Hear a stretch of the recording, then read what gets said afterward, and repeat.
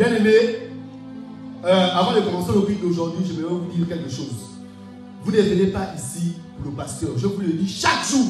Le salut est personnel. Vous ne venez pas ici pour moi. Parce que dimanche passé, en matinée, j'avais un petit papier.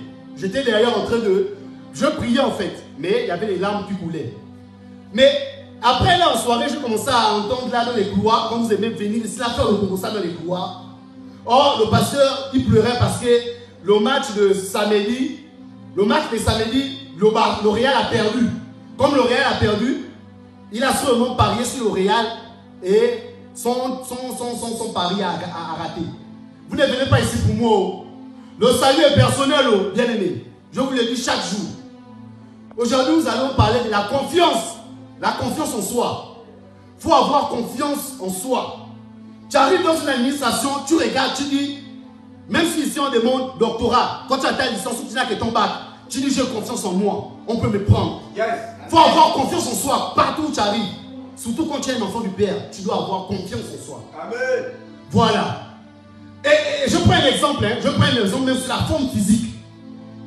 Il y a des personnes qui sont obèses, qui sont grosses, mais elles exhibent leur obésité, leur grosseur. Pourquoi? Parce qu'elles ont confiance en elles. Exemple ici, sur le plan national, il y a un musicien là, il chante là. Il est fier de son corps. Parce que lui, quand il chante, je ne sais pas s'il est sur du berry ou bien, je ne sais pas. Mais quand il chante, même dans les concerts, quand il chante, parfois il enlève le haut, il monte ça dans le jane. Il n'a pas honte, il est fier de lui, il a confiance en lui. Et c'est ça la confiance en soi. Ça c'est le petit dos. Oh. Je t'ai dit d'aller derrière nous.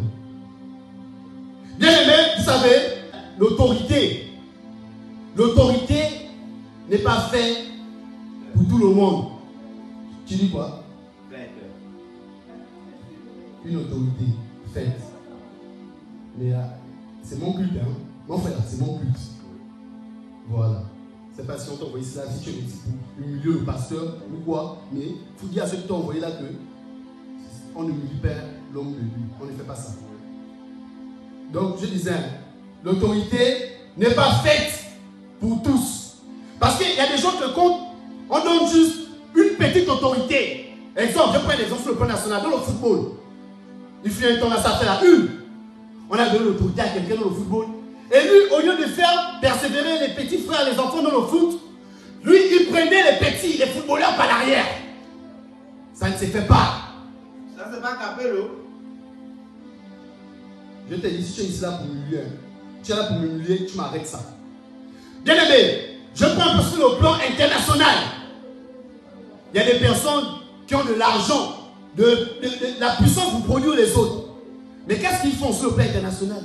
Ils organisent des fêtes démoniaques pour inviter les autres artistes. Pour prendre les autres artistes par l'arrière. Ça, c'est des choses démoniaques.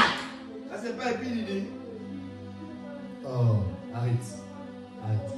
Bien aimé, depuis un dernier temps là, depuis un certain temps, on parle sur les réseaux du Christ gabonais.